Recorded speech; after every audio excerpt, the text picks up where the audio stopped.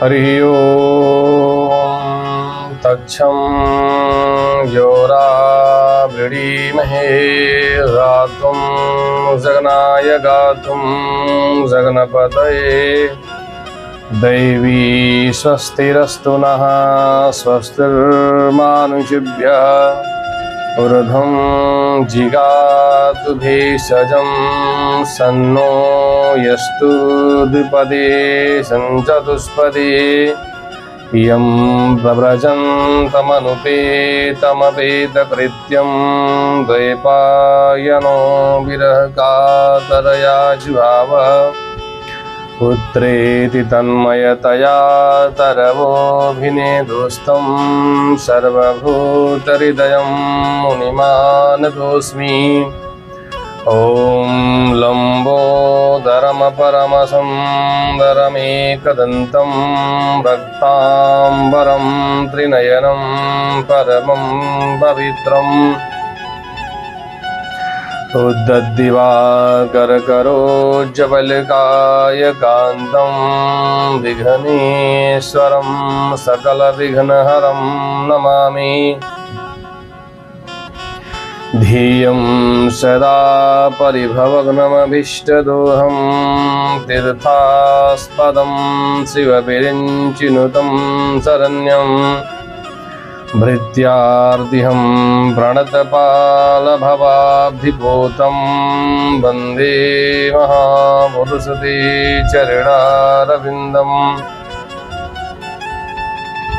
जन्माद्यस्य यतो अन्वयादितरतश्चार्थेष्वभिज्ञः स्वराट् तेने ब्रह्महृदाययादिकवये मुह्यन्ति यतसूरयः तेजो वारिमृदां यथा विनिमयो यत्र त्रिसर्गो मृषा धाम्ना स्वेन सदा निरस्तकुहकं सत्यं परं धीमहि। निगमकल्पतरोर्गलितं फलं सुखमुखादमृतद्रवसंयुतं पिबत भागवतं रसमालयं मुहुर्मुहुः रसिका भुवि भावुकाः यस्य स्मरणमात्रेण जन्मसंसारबन्धनात् विमुच्यते नमस्तस्मै विष्णवे प्रभविष्णवे सच्चिदानन्दरूपाय विश्वोत्पत्त्यादिहेतवे तापत्रयविनाशाय श्रीकृष्णाय वयं नमः। नारायणं नमस्कृत्य नरं चैव नरोत्तमं देवीं सरस्वतीं व्यासं ततो जयमुदीरयेत्। रामाय रामभद्राय रामचन्द्राय वेधसे रघुनाथाय नाथाय सीतायाः पतये नमः। कृष्णाय वासुदेवाय हरये परमात्मने प्रणतः क्लेशनाशाय गोविन्दाय नमो नमः। वसुदेवसुतं देवं कंसचाणूरमर्दनं देवकी परमानन्दं कृष्णं वन्दे जगद्गुरुम्। वंशी विभूषितकरानमनीरदाभात् पीताम्बरादरुडबिम्बफलाधरोष्ठात् पूर्णेन्दुसुन्दरमुखादरबिन्दुनेत्रात् कृष्णात् परं किमपि तत्त्वं न जाने। राधा भक्तिर्हरिर्ज्ञानं ताभ्या च समन्विता तां श्रीं भागवतीं गाथां वन्दे युगलरूपिणीम्। बर्हापीडं नटवरवपुः कर्णयोः कर्णिकारं बिभ्रद्भाषः कनककपिशं वैजयन्तीं च मालां रन्ध्रानवेणो रथरसुधया पूरयन् गोवृन्दे वृन्दारण्यं सपदरमणं प्राविशद्गीतकीर्तिः अज्ञानतिमिरान्धस्य ज्ञानाञ्जनशलाकया चक्षुरुन्मिलितं येन तस्मै श्रीगुरुवे नमः। व्यासं वसिष्ठनप्तारं शक्तेः पौत्रमकल्मषं पराशरात्मजं वन्दे सुखतातं तपोनिधिं। व्यासाय विष्णुरूपाय व्यासरूपाय विष्णवे नमो वै ब्रह्मनिधये वासिष्ठाय नमो नमः। अचतुर्वदनो ब्रह्मा द्विबाहुरपरो हरिः अभाललोचनः शम्भोर्भगवान् बादरायणः। श्रीलक्ष्मीनाथसमारम्भां नाथयामुनमध्यमाम् अस्मदाचार्यपर्यन्तां वन्दे श्रीगुरुपरम्पराम्। श्रीमत्कश्यपगोत्रलब्धजनुषं विद्याविभूषोन्नतं सच्छास्त्रार्णवपारगामि विदुषां मान्यं मनोज्ञश्रियं। स्वाचार्ये च जगद्गुरो बुधवरे श्रीवासुदेवरतं वन्दे वन्दे जगद्गुरुं मुनिवरं श्रीराघवार्यं गुरुं। श्रीवत्सवंशकलशोदधिशीतभानुं श्रीनन्दलालजनितं रघुवीरभक्तं श्रीराघवार्यपदपङ्कजशक्तिचित्तं श्रीयोगेश्वरं गुरुमहं शरणं प्रपद्ये। देवदनुज नरनागखग प्रेतपितर्गन्धर्व बंदं किन्नररजनिचर कृपाकरं यवसर्व। बोलो श्री सीतारामचंद्र भगवान की जय। श्री लक्ष्मी नारायण भगवान की जय। श्री गौरी शंकर भगवान की जय। श्रीमद्भागवत महापुराण की जय। श्री वेदव्यासी भगवान की जय। श्री सुखदेव भगवान की जय। सब संतन की जय, सब भक्तन की जय। जय जय श्री राधे श्याम। भगवान की कथा में प्रवेश करने से पूर्व अपने मन और वाणी को पवित्र करने के लिए सर्वप्रथम भगवान नाम संकीर्तन, उसके आगे भगवत चर्चा करेंगे। गोविंद बोलो हरि गोपाल बोलो, गोविंद बोलो हरि गोपाल बोलो। राधा रमण हरि गोविंद बोलो, राधा रमण हरि गोविंद बोलो। ब्रह्मा की जय जय, विष्णु की जय जय। ब्रह्मा की जय जय, विष्णु की जय जय। ज्ञान की देवी सरस्वती जी की जय जय। ज्ञान की देवी सरस्वती जी की जय जय। गोविंद बोलो हरि गोपाल बोलो, गोविंद बोलो हरि गोपाल बोलो। राधा रमण हरि गोविंद बोलो, राधा रमण हरि गोविंद बोलो। राम जी की जय जय, लक्ष्मण जी की जय जय। राम जी की जय जय, लक्ष्मण जी की जय जय। भरत जी की जय जय, शत्रुघ्न जी की जय जय। भरत जी की जय जय, शत्रुघ्न जी की जय जय। जनक दुलारी सीता माता जी की जय जय। जनक दुलारी सीता माता जी की जय जय। गोविंद बोलो गोपाल बोलो, गोविंद बोलो हरि गोपाल बोलो।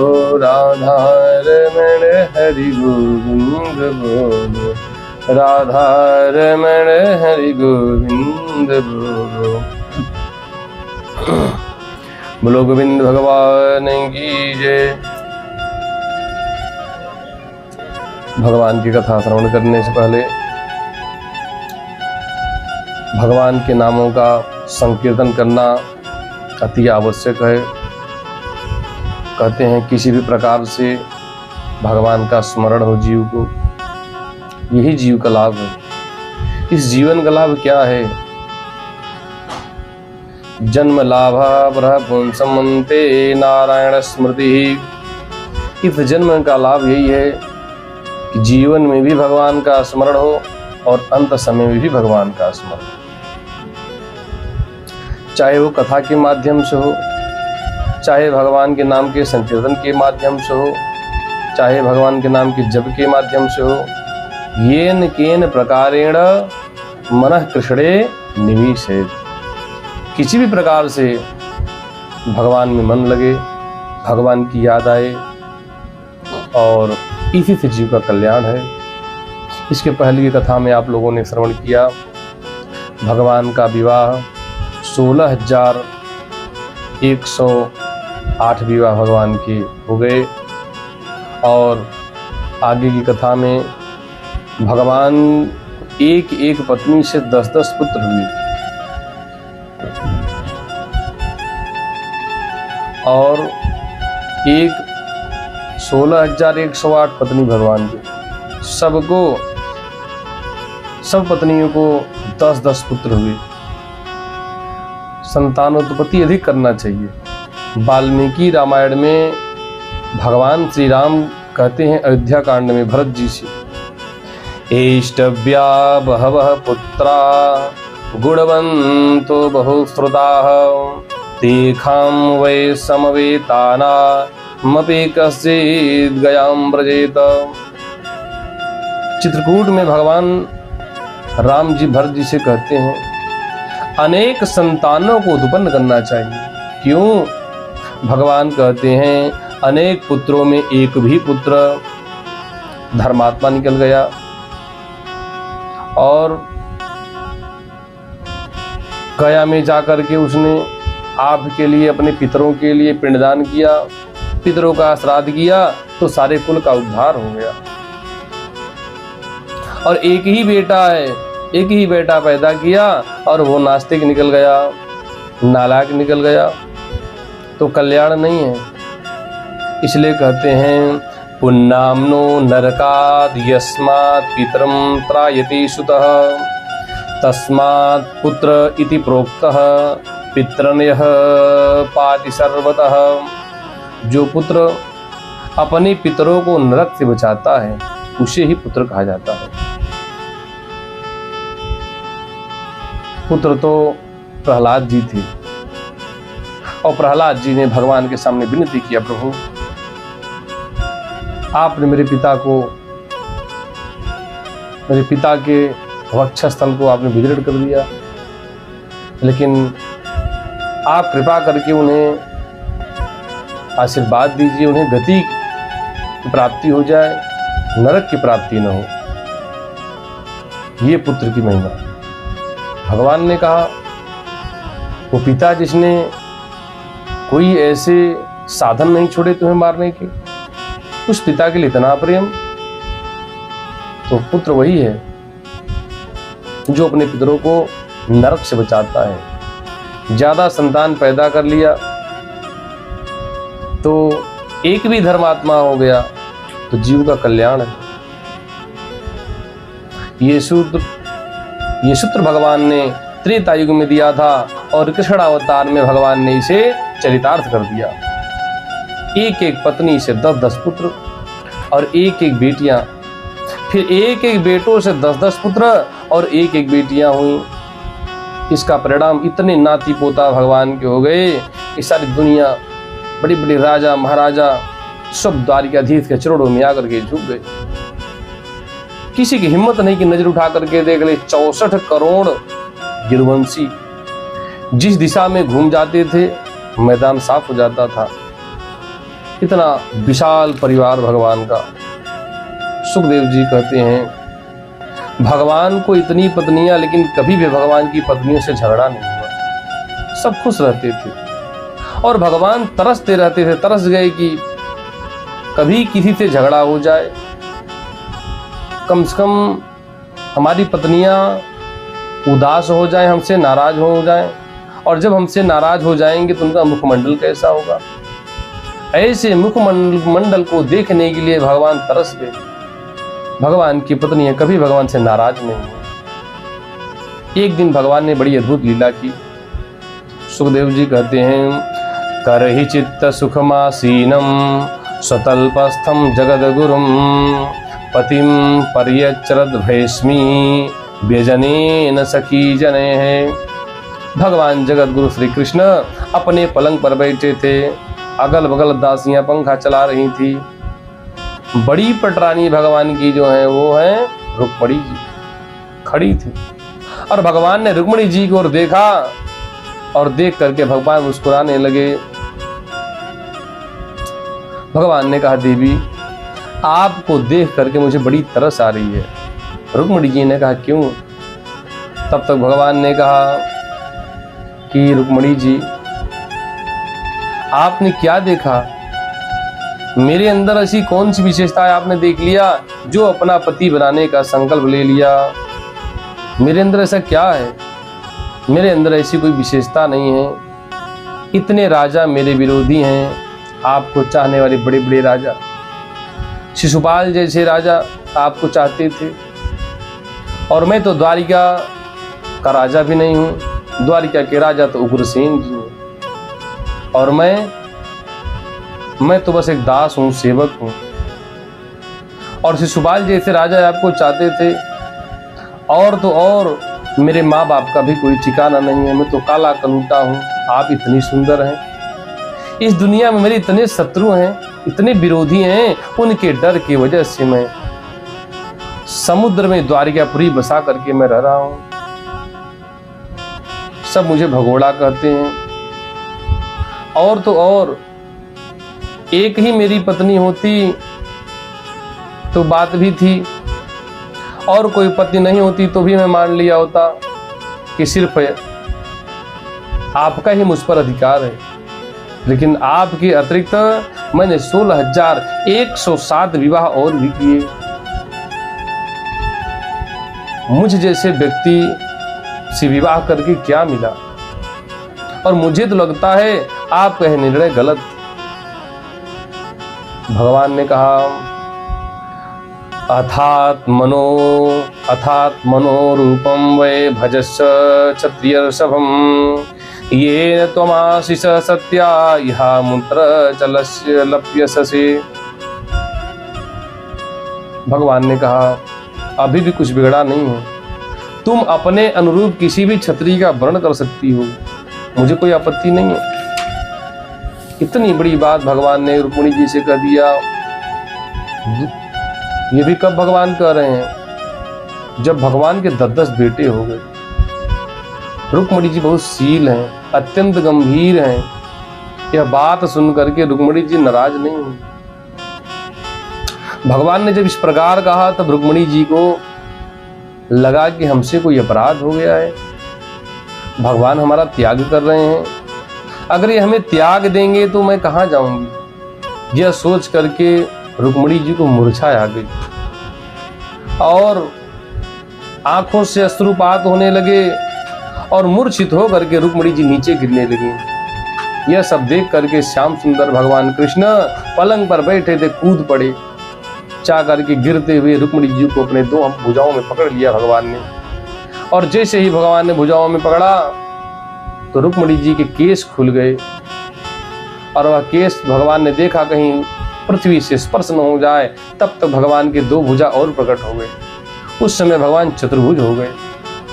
2 भुजाओं से भगवान ने रुक्मिणी जी को पकड़ा, और 2 भुजाओं से भगवान ने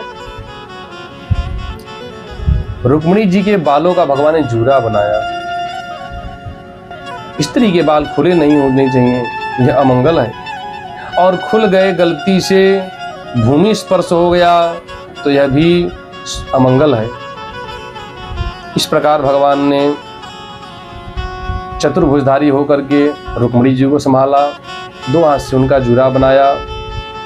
सुखदेव जी कहते हैं, पर्यंकाद अवरुह्यासु तामुत्था चतुर्भुजः केशान समूह तद्वक्त्रम प्रामृजत पद्मपाणिनाम। 2 हाथों से भगवान ने रुक्मिणी जी को संभाला और 2 हाथों से भगवान ने उनका जूड़ा बनाया। फिर रुक्मिणी जी को भगवान ले गए पलंग पर लेटा दिए। सेवक दास ये दौड़े, कोई जल लेकर के आया कि बेहोश हो गए हैं, जल का छींटा लगाएंगे। भगवान ने कहा नहीं, जल की आवश्यकता नहीं है। भगवान ने अपने ही कर कमलों को रुक्मिणी जी के सर से वक्षस्थल पर भगवान ने सहलाया और पुनः रुक्मिणी जी को चेतनाएं आ गई। कुछ ही देर में रुक्मिणी जी पुनः भगवान के सामने बैठ गईं। भगवान ने रुक्मिणी जी को समझाया, देवी आप तो अन्यथा ले बैठी समझ बैठी। रुक्मिणी जी ने कहा, प्रभु रुक्मिणी जी के आंखों में अश्रुपात हो रहे थे। भगवान ने समझाया और भगवान ने कहा, हे देवी ये गृहस्थ जीवन है, इस गृहस्थ जीवन का लाभ क्या है? कभी कभी पति पत्नी नोक झोंक होना चाहिए। लोग भोजन करते हैं, एक ही वस्तु खाते हैं तो थोड़ा चटपटा हो जाए इसलिए चटनी ले लेते हैं। तो इस प्रकार गृहस्थ जीवन में खटपट हो जाए तो उससे गृहस्थ जीवन का आनंद बढ़ जाता है। इस प्रकार भगवान की पत्नियों से कभी भी किसी भी पत्नी से भगवान का झगड़ा नहीं हुआ। सुखदेव भगवान कहते हैं, भगवान कृष्ण के जो नाती पोता हुए उनकी संख्या इतनी ज़्यादा थी, उनके बच्चों को पढ़ाने के लिए जो अध्यापक थे वो 3,188,000 अध्यापक नियुक्त किए गए थे। वो विद्वान इसलिए रखे गए थे कि भगवान के जो पुत्र हैं, नाती पोता हैं, उनको समय समय पर वेद, व्याकरण, अर्थशास्त्र, मीमांसा, धर्मशास्त्र, आयुर्वेद, शस्त्र विद्या, समस्त विद्याओं को पढ़ाया जाए। सुखदेव भगवान कहते हैं, आगे कथा मैं श्रवण करा रहा हूं परीक्षित जी। बाणासुर राजा बलि का बड़ा पुत्र था। राजा बलि के 100 पुत्र थे, उनमें सबसे बड़ा बाणासुर था। बाणासुर भगवान शिव का भक्त था। अपने तप से भगवान शिव को प्रसन्न किया था और भगवान शिव की कृपा से इंद्रादि देवता नौकरी चाकरी करते थे, सेवा करते थे। एक दिन भगवान शिव तांडव नृत्य कर रहे थे, तब बाणासुर ने नगाड़ा बजवाए। भगवान शिव प्रसन्न हो गए और भगवान शिव ने कहा, वर मांगो। बाणासुर ने कहा, आप मेरी नगर की रक्षा करिए और यहीं रह जाइए। भगवान शिव प्रसन्न हो गए और बाणासुर को 1000 भुजाएं भगवान ने दिया एवं दिव्य शक्तियां भी दी। बाणासुर ने कहा, प्रभु इतनी शक्तियों को मैं कहाँ पर प्रयोग करूंगा? भगवान ने कहा, मेरे जैसा योद्धा अवश्य मिलेगा, इंतजार करो। इस प्रकार से प्रद्युम्न के पुत्र अनिरुद्ध का विवाह बाणासुर की बेटी के साथ हुआ। ये बाणासुर प्रहलाद जी का परपोता है।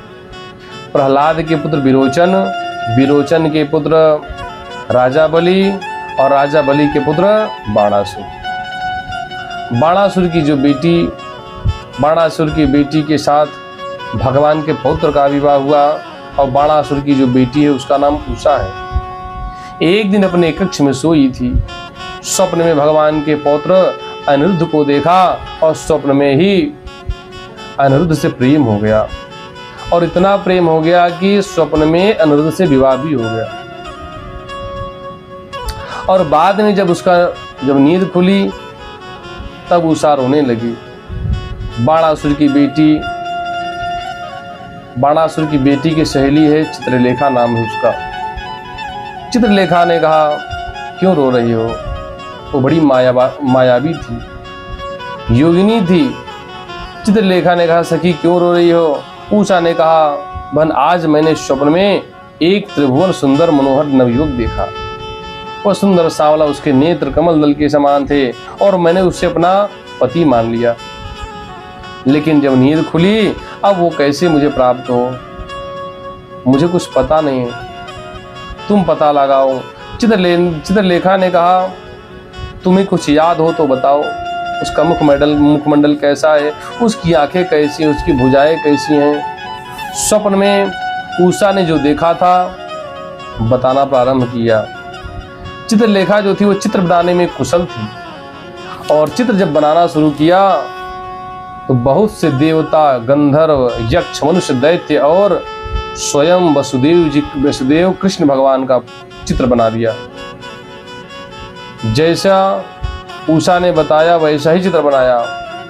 उषा ने कहा चित्र तो बन गया भगवान कृष्ण का। चित्रलेखा ने कहा ये तो नहीं है। उषा ने कहा इनको देख करके इनके प्रति मेरे हृदय में श्रद्धा हो रही है, श्रद्धा। इनसे चेहरा मिलता जुलता है, लेकिन ये नहीं है। फिर चित्रलेखा ने दूसरा चित्र बनाया, तब प्रद्युम्न जी का चित्र बन गया। प्रद्युम्न जी का चित्र देख करके उषा ने कहा इनसे चेहरा मिलता जुलता है, लेकिन इनको देख करके मुझे लज्जा हो रही है, संकोच हो रहा है। क्यों? क्योंकि प्रद्युम्न जी ससुर हैं, इसलिए उनके प्रति लज्जा संकोच तो होना ही चाहिए। और जो दादा और ससुर के पिता, उनके प्रति तो श्रद्धा होनी चाहिए, क्योंकि उनके लिए तो वो बहू बेटी के समान है। उषा ने कहा कि इनको देखकर तो मुझे लज्जा अनुभव हो रहा है। चित्रलेखा ने फिर चित्र बनाया तो अनिरुद्ध जी का चित्र बन गया। जब अनिरुद्ध जी का चित्र बन गया तब उषा ने कहा बस बस यही है, इन्हीं को तो हमने अपने स्वप्न में देखा था।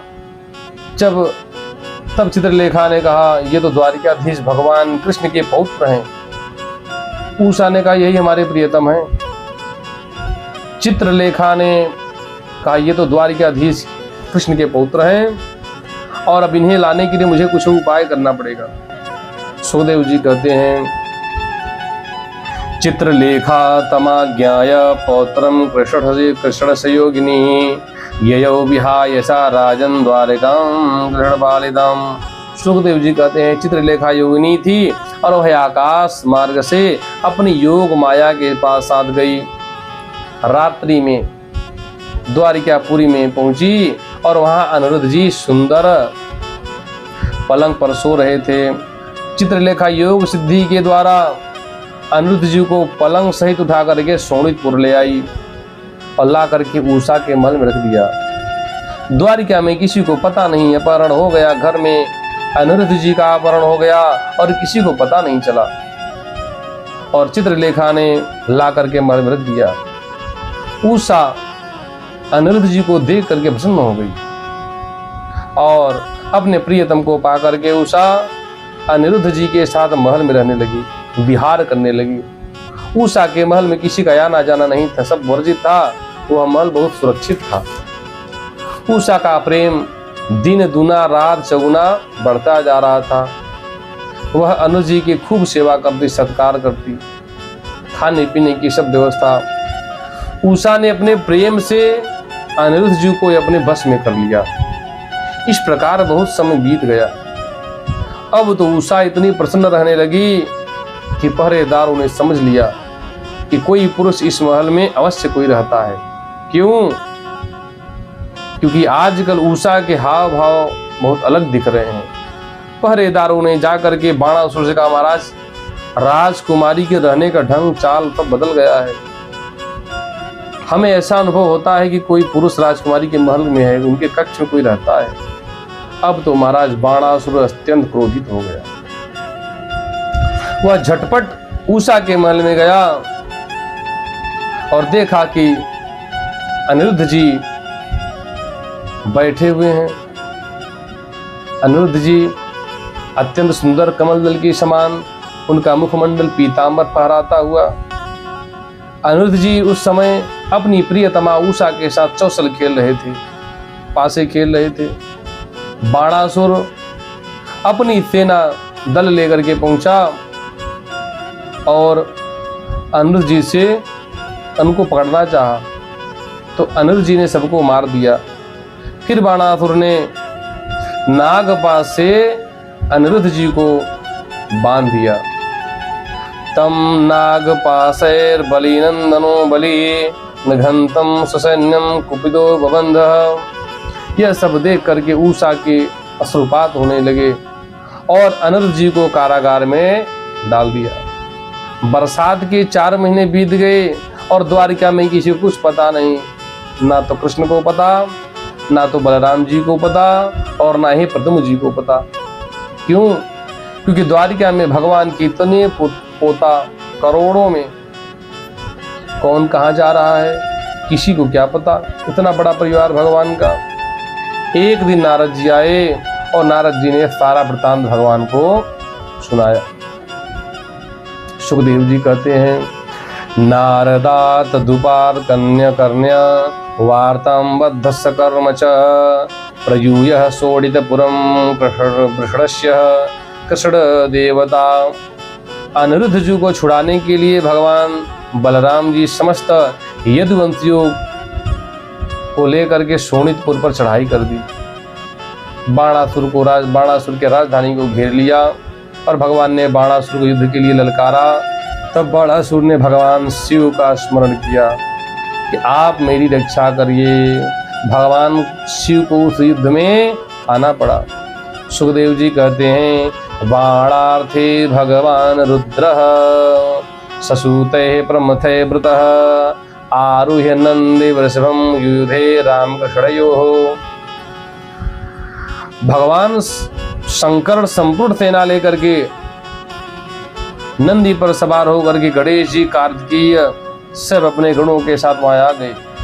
इधर से भगवान अकेले अपनी सेना लेकर के पहुंचे और बहुत भयंकर युद्ध हुआ। भगवान कृष्ण से शंकर जी का युद्ध हुआ और प्रद्युम्न से स्वामी कार्तिक का युद्ध हुआ और बलराम जी से कुंभांड और कुपर्ण का युद्ध हुआ और सात्यकी के साथ बाणासुर का युद्ध हुआ। ब्रह्मादि बड़े बड़े देवता ऋषिगण विमानों पर चढ़ करके इस युद्ध को देखने आए और जब बाणासुर की समस्त सेना हारने लगी तब भगवान शंकर ने 3 पैर और 3 सिर वाला महेश्वर ज्वर छोड़ दिया। वह 10 दिशाओं को जलाता हुआ भगवान कृष्ण की ओर दौड़ा और भगवान कृष्ण ने वैष्णव ज्वर छोड़ दिया। यह एक विषाणु है, वायरस। और महेश्वर ज्वर और वैष्णव ज्वर आपस में लड़ने लगे। अंत में महेश्वर ज्वर चिल्लाने लगा, पीड़ित हो गया। और महेश्वर जब भगवान से प्रार्थना किया, महेश्वर ज्वर कहता है, नमामि त्वानंद शक्तिं परेशं सर्वात्मानं केवलं ज्ञप्ति मात्रं विश्वोत्पत्ति स्थान सरोध हेतुं यत्तद् ब्रह्म ब्रह्मलिंगं प्रशांतम्। ज्वर ने कहा, प्रभु आपकी शक्तियां अनंत हैं, आप ब्रह्मादि ईश्वरों के भी ईश्वर हैं, आप सर्वात्मा हैं। संसार की उत्पत्ति संहार के कारण तो आप ही हैं। मैं आपको प्रणाम करता हूँ। और ज्वर ने भगवान की बड़ी सुंदर स्तुति की और भगवान ने कहा, जाओ, क्षमा किया। भगवान ने कहा कि जाओ, मैं तुम्हें वरदान देता हूँ कि जो कोई भी हम दोनों के संवाद को स्मरण करेगा उसे महेश्वर ज्वर से भय नहीं होगा। एक प्रकार की औषधि है, किसी को मलेरिया बुखार हो जाए, दवा देने पर न उतरे तो भागवत कथा के इस प्रसंग का स्मरण करे तो उसका बुखार घट जाएगा। भगवान कृष्ण कहते हैं, यो नो स्मरति संवादम तस्य तन्न भवेद भयम। जो इस संवाद का स्मरण करेगा उसे तुमसे कोई भय नहीं होगा। महेश्वर ज्वर भगवान के चरणों में प्रणाम करके चला गया और बाणासुर अपनी 1000 भुजाओं के साथ भगवान के सम्मुख आकर के युद्ध करने लगा। भगवान उसकी भुजाओं को काटने लगे और जब भगवान उसकी भुजाओं को काटने लगे तभी भगवान शंकर हाथ जोड़ करके स्तुति करने लगे। भगवान शंकर ने कहा कृष्ण भगवान को, त्वं हि ब्रह्म परम ज्योतिर्गूढ़ं ब्रह्मणि वाङ्मये यं पश्यन्ति मलात्मानम् आकाशमिव केवलम। प्रभु आप ही परम ब्रह्म हैं, सारा संसार आप में ही व्याप्त है। भगवान कृष्ण ने कहा मैं इसके अभिमान को नष्ट करूंगा। 1000 भुजाओं इसके लिए भार बन गई हैं। इसकी भुजाएं ही इसके अभिमान का कारण है। मैं इसकी भुजाओं को काट दूंगा, इसका अभिमान नष्ट हो जाएगा। भगवान ने अपनी तलवार से बाणासुर के 996 भुजाएं काट दी और 4 भुजाएं छोड़ दिया। बाणासुर का अभिमान नष्ट हो गया। भगवान ने कहा, शंकर जी से, भोलेनाथ, मैं बाणासुर को वैसे भी नहीं मारता। क्यों? क्योंकि मैंने इसके परदादा प्रहलाद जी को वर दिया था कि तुम्हारे वंश में पैदा होने वाली किसी भी दैत्य का मैं वध नहीं करूंगा। भगवान ने प्रहलाद जी से कहा था कि बेटा, आज क्रोध में मैं तुम्हारे पिता को मार दिया, हिरण्यकश्यपु को, लेकिन आज मैं वचन देता हूं, आज के बाद तुम्हारे वंश में कोई भी पैदा होगा उसका वध मैं नहीं करूंगा। भगवान ने बाणासुर को छोड़ दिया और कहा, भोलेनाथ, यह बाणासुर आपका मुख्य पार्षद होगा, इसे अब कोई भय नहीं होगा। बाणासुर ने भगवान के चरणों में प्रणाम किया और बाणासुर ने अपनी पुत्री उषा का विवाह अनिरुद्ध जी के साथ कर दिया। वस्त्र अलंकार आभूषणों के साथ अलंकृत करके सम्मान से विदा किया। द्वारिकापुरी में परम आनंद हुआ। इस प्रकार भगवान के पौत्र अनिरुद्ध जी का विवाह हुआ। इसके आगे सुखदेव जी कहते हैं, राजन, एक कथा सुना रहा हूं, राजा नृग की कथा। एक दिन भगवान के पुत्रों ने द्वारिका के एक उपवन में खेल रहे थे और खेलते खेलते उनको बड़ी प्यास लग गई और प्यास लगी तो बगल में ही कुआं था। जा करके भगवान के पुत्रों ने कुएं में क्या देखा, सोचा यहाँ पानी होगा, पीने चले। जा करके देखा तो उसमें एक गिरगिट, क्रिकलास, पानी तो नहीं था लेकिन वहां क्रिकलास था, गिरगिट। सुखदेव जी कहते हैं, क्रीडित्वा सुचिरम तत्र विचिन्वन्तः पिपासिता जलम निरुदके कूपे ददृशुः सत्वम अद्भुतम। उस कुएं में बहुत बड़ा गिरगिट दिखाई पड़ा। बच्चों ने बहुत कोशिश की उसे बाहर निकालने के लिए, लेकिन निकाल नहीं पाए। और जब बच्चों ने कोशिश किया, नहीं निकाल पाए, तो बच्चों ने जाकर के भगवान को सारी बात बताई और भगवान आए और भगवान ने अपने हाथ से पकड़ करके उस गिरगिट को बाहर निकाल दिया और निकालते हुए गिरगिट अपने स्वरूप में प्रकट हो गया। भगवान का स्पर्श होते ही दिव्य राजा के रूप में प्रकट हो गया। पीतांबर मुकुट धारण किए हुए, गले में तुलसी माला और सुंदर सोने का मुकुट धारण किए हुए प्रकट हो गया और प्रकट होते ही भगवान के चरणों में प्रणाम किया। भगवान ने कहा, तुम कौन हो, किस कर्म से इस क्रिकलास योनि में तुम्हें आ गई, मुझे बताओ। राजा ने कहा, नृगो नाम नरेंद्रो अहम इक्ष्वाकुतनयः प्रभो। प्रभो, मैं महाराज इक्ष्वाकु का पुत्र राजा नृग हूँ, रघुकुल के राजा महाराज इक्ष्वाकु का पुत्र हूँ। और महाराज नृग ने कहा, मेरा नाम नृग है। प्रभु, पृथ्वी पर जितने धूल कण हैं, आकाश में जितने तारे हैं और वर्षा में जितनी धाराएं जल की गिरती हैं, उतने गाय का दान मैंने किया है। राजा नृग कहते हैं, यावत्यः सिकता भूमिर यावत्यो दिवितारकाः यावत्यो वर्षधाराश्च तावती ददाम स्मगाः। वे सभी गाय दूध देने वाली, नौजवान, सीधी सीधी, सुंदर, सुलक्षणा और कपिला गाय थी और उन्हें मैंने न्याय से धन कमाए थे, न्याय से धन प्राप्त किया था। सबके साथ मैंने बछड़े दान दिए। उनके गायों के जो सींग थे उसमें सोना मढ़वाया और खुरों में चांदी मंडित कराया।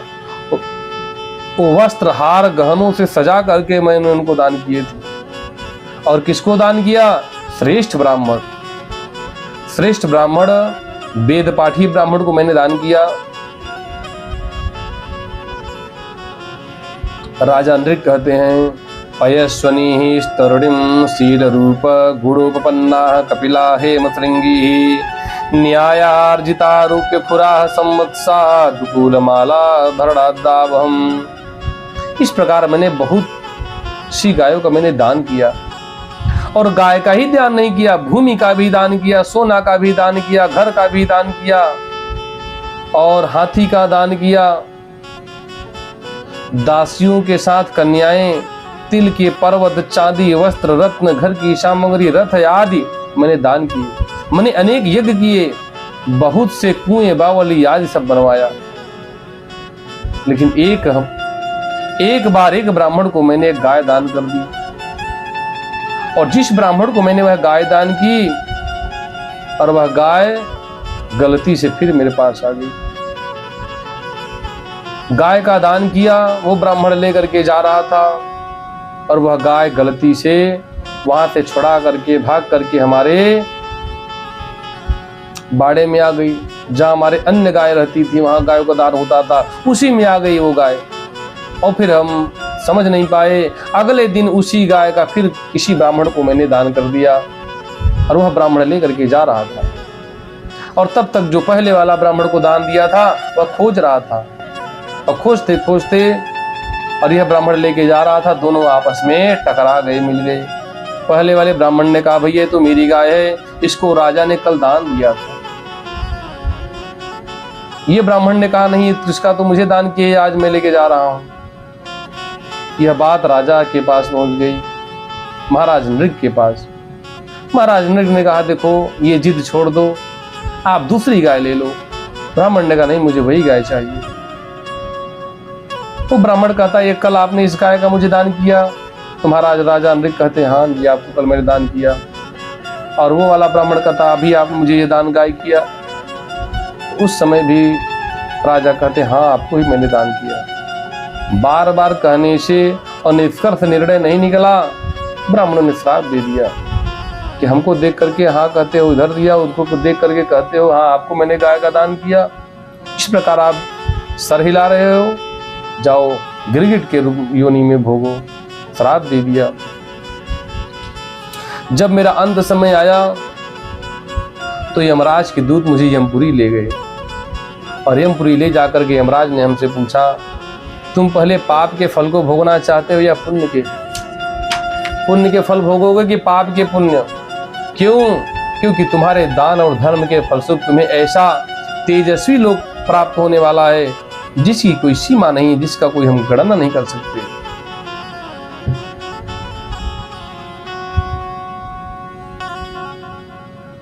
यमराज कहते हैं, पूर्वम तम शुभम भगुच्छे उताहो नृपते शुभम नान्तं दानस्य धर्मस्य पश्ये लोकस्य भास्वतः। इस प्रकार यमराज ने कहा, और राजा नृग कहते हैं, तब मैंने यमराज जी से कहा कि मैं पहले पाप के फल को भोगना चाहता हूँ। उसी क्षण यमराज ने मुझे वहां से भेजा, और मैं गिरगिट बन गया हूँ। आज मेरे पुण्य उदय हुए हैं, आपके दर्शन से, आपके स्पर्श से, आपके चरणों के आशीर्वाद प्राप्त हुआ है। इस प्रकार राजा नृग ने भगवान की परिक्रमा की, अपने मुकुट से भगवान के चरणों का स्पर्श किया, और श्रेष्ठ विमान पर सवार होकर के चला गया। भगवान द्वारिकाधीश ने वहीं पर अपने बच्चों को शिक्षा दिया कि तुमने राजा नृग की आत्मकथा सुनी? देखो, ब्राह्मण और संत का अपमान अनजाने में भी हो जाए तो कल्याण नहीं, जानबूझ करके तो सोचना भी मत। अनजाने में भी हो जाए तो ठीक नहीं है। ये ब्राह्मण जो होते हैं ना, ये जो संत होते हैं ना, ये तो हमारे ही भक्त हैं, और वो मेरे भक्तों का यदि अपराध कर दिया तो कल्याण नहीं है। जो ये अपराध भगत कर करई, राम रोष पावक सो जरई। गोस्वामी तुलसीदास जी भी यही बात कहते हैं, मेरे भक्तों का भगवान कहते हैं अपराध कर दिया तो राम रोष पावक सो जरई, भगवान के क्रोध रूपी अग्नि में जल जाता है जी। और इनकी कभी अवज्ञा नहीं करनी चाहिए। साधु अवज्ञा कर फल ऐसा, जरई नगर नाथ कर जैसा। इनकी अवज्ञा कर दिया तो जरा नगर अनाथ कर जैसा, इसलिए कभी इनका अपमान नहीं करना। भगवान अपने पुत्र उससे कहते हैं, नाहम हालाहलम मन्ये विषम यश प्रतिक्रिया ब्रह्मस्वम ही विषम प्रोक्तम नास्य प्रतिविधिर्भुवि। ब्राह्मण का जो धन है वह विष से भी ज्यादा खतरनाक है। क्यों? क्योंकि जहर को तो जो पिएगा वही मरेगा, और ब्राह्मण का जो धन हरण करेगा उसके तो पूरे परिवार, सब पूरा उसका कुटुंब नष्ट हो जाता है। भगवान कहते हैं, गृहणान्ति यावतः पांसुन क्रंदताम सर्वेन्दवः विप्राणाम मृतवृत्तीनाम बदान्यानाम कुटुंबिनाम राजानो राजकुल्याश्च तावतो अब्दा निरंकुशाः कुंभीपाकेषु पच्यन्ते ब्रह्मादाया पहारिणः। जो ब्राह्मण की वृत्ति छीन लेता है, ब्राह्मण को रोने पर उनके आंसू की बूंदे से धरती के जितने धूल के कण भीगते हैं उतने वर्षों तक वह और उनके वंश के जो लोग हैं वो कुंभी पाक नरक में दुख भोगते हैं। इसलिए ब्राह्मण का कभी अनादर मत करना, उनके कभी वृत्ति को नहीं छीनना चाहिए।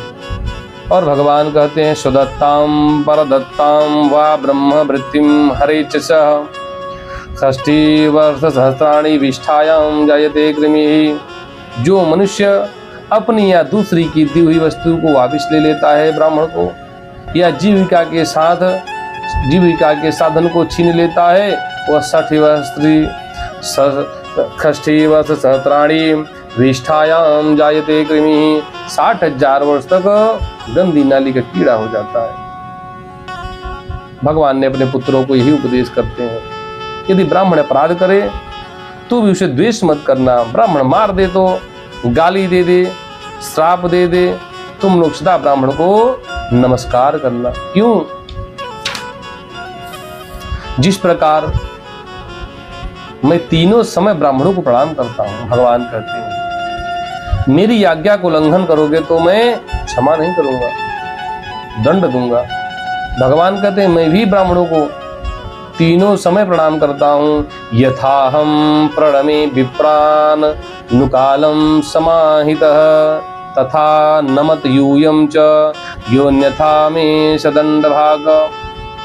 ये सब भगवान ने अपने पुत्रों को समझाया और यह सब शिक्षा भगवान ने अपने पुत्रों को दिया। और भगवान के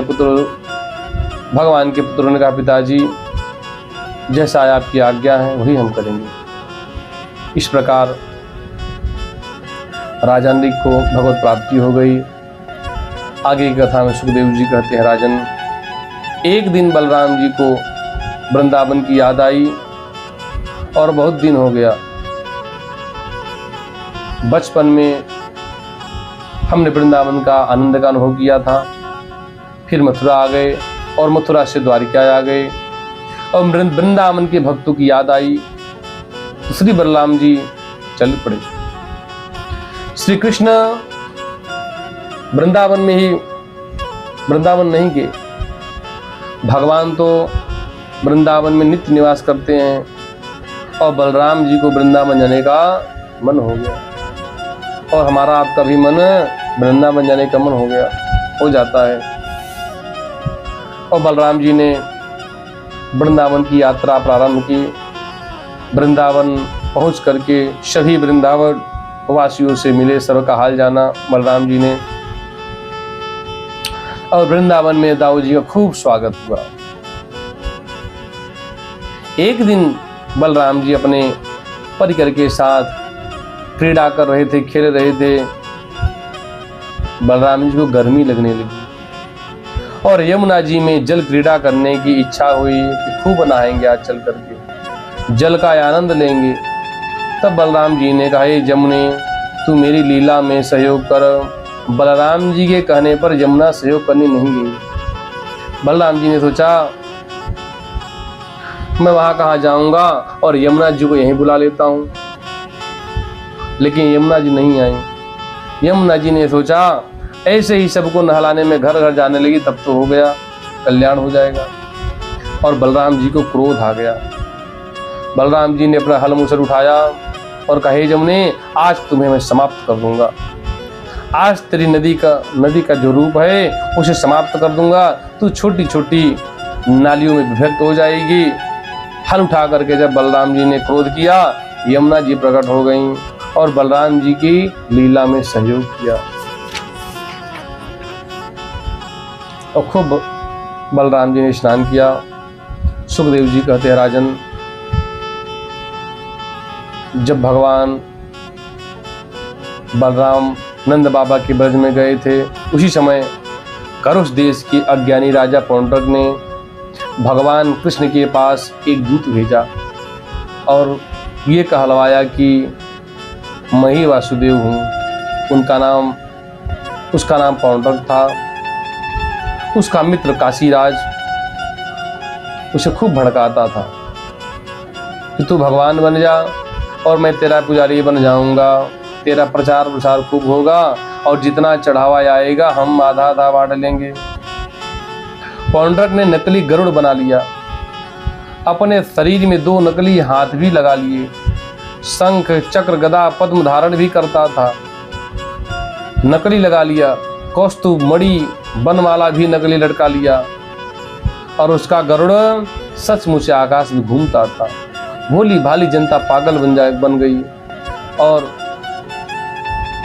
एक दिन राजा पौंड्रक ने एक पत्र लिखा और अपने दूत को भेज दिया और कहा, ये पत्र ले जा करके द्वारिका जाओ और कृष्ण को कह दो कि आज से वो अपने को भगवान कहना बंद कर दें और जो चक्र धारण करते हैं वह चक्र धारण भी करना बंद कर दें।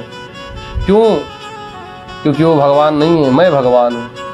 वो पत्र लेकर के गया और भगवान द्वारिका की सुधर्मा सभा में भगवान बैठे थे और जा करके सुधर्मा सभा में वह पत्र पढ़ करके सुनाया। जितने द्वारिका के लोग थे सब हंसने लगे और सबको क्रोध आ गया। इसकी इतनी हिम्मत कि द्वारिकाधीश को पत्र भेज करके धमकी दे रहा है, अब इसे जीवित रहने का अधिकार नहीं है। भगवान ने उस दूत से कहा, अपने भगवान से जाकर के कहना कि हम कल आ रहे हैं, हम उनका दर्शन करना चाहते हैं, उन्हीं के राज्य में हम कल आएंगे। पौंड्रक की आकर के वह दूत पौंड्रक को सारी बात बताया और जब यह सुना पौंड्रक ने कि भगवान कल आ रहे हैं, अब तो पौंड्रक की धड़कन तेज हो गई, घबराने लगा और अपने मित्र काशीराज से कहा, तू तो कह रहा था कि धमकी भरा पत्र पा करके वो कृष्ण वहां से भाग जाएंगे भयभीत होकर के, और वो तो यहीं आ रहा है। काशीराज ने कहा, तू इतना डरता क्यों है? मैं तेरे साथ हूं और भगवान बनना है तो थोड़ी कष्ट तो उठानी ही पड़ेगी। चिंता मत करो, अपना चमत्कार दिखाओ। बलराम जी तो थे नहीं, ब्रज गए थे। भगवान कृष्ण अकेले ही पौंड्रक सिद्ध करने पहुंच गए और पौंड्रक आया नकली गरुड़, शंख चक्र गदा पद्म लिए हुए। भगवान ने मुस्कुराते हुए कहा, अथा पौंड्रकम सौरिर्भो भो पौंड्रक यद भवान दूतवाक्येन मायाः तान्यस्त्रान्यो प्रजामिते ब्रजामि शरणं तेद्य यदि।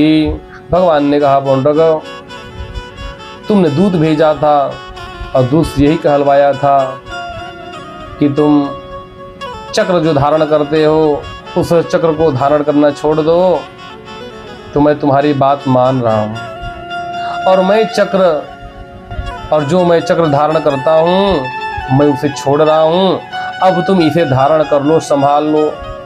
अगर तुम भगवान हो तो संभाल लो। और भगवान ने जब सुदर्शन चक्र को छोड़ दिया तो सुदर्शन जाकर के पौंड्रक का सिरच्छेद कर दिया और उसके साथ साथ काशीराज के भी सर को काट दिया और वह काशीराज का सिर वहां से जाकर के सीधा काशीपुरी में गिर गया। भगवान ने सभी सैनिकों को मार करके द्वारिकापुरी लौट आए। इधर काशी में राजमहल के दरवाजे पर काशी नरेश का सिर गिरा। सिरह पतित मालोक्य राजद्वारे शकुंडलम। उनके जो बेटे थे उन लोगों ने देखा कि ये तो मेरे पिताजी का सिर है, सिर में कानों में कुंडल भी है। पहचान गए ये तो हमारे पिताजी हैं। सभी परिजन विलाप करने लगे, रोने लगे। और काशी राज को जो पुत्र था सुदक्षिणा, उसने अपने पिता का अंतिम संस्कार किया और भगवान कृष्ण को मारने के लिए योजना बनाई। सुदक्षिण ने यज्ञ किया और दक्षिणाग्नि की आराधना करके कृत्या को प्रकट किया और पूरी द्वारिका को भस्म करने के लिए भेज दिया। वहां पहले से ही भगवान का सुदर्शन चक्र तैयार था। सूर्य के समान भगवान का चक्र सुदर्शन ने कृत्या को नष्ट कर दिया। तत सूर्य कोटि प्रतिम सुदर्शनम जाज्वल्यमानम प्रलयानल प्रभम।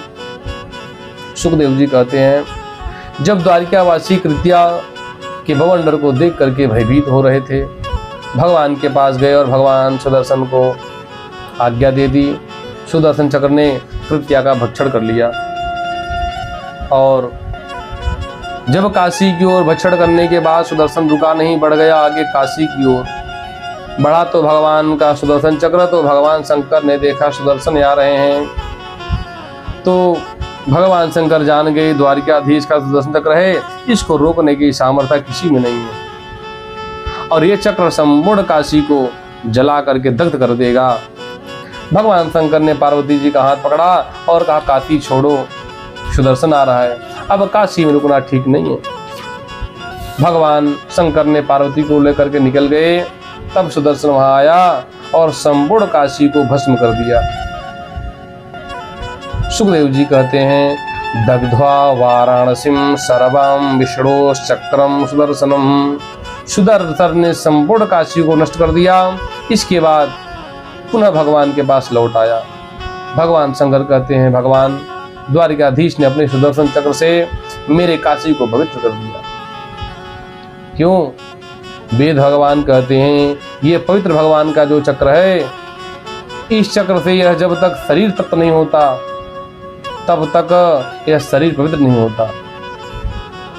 इसलिए जब वैष्णव के यहाँ दीक्षा होती है तो भुजाओं में शंख चक्र दिया जाता है, चिन्ह दिए जाते हैं, तप्त क्रिया होती है। अग्नि में तप्त करके शंख चक्र चिन्ह भुजाओं में दिए जाते हैं। ताप संस्कार तप्त चक्रम। इस प्रकार पूरी काशी पवित्र हो गई। अब जो काशी में मरेगा सब पवित्र हो जाएंगे। और इसके आगे की कथा में सुखदेव जी कहते हैं, राजन,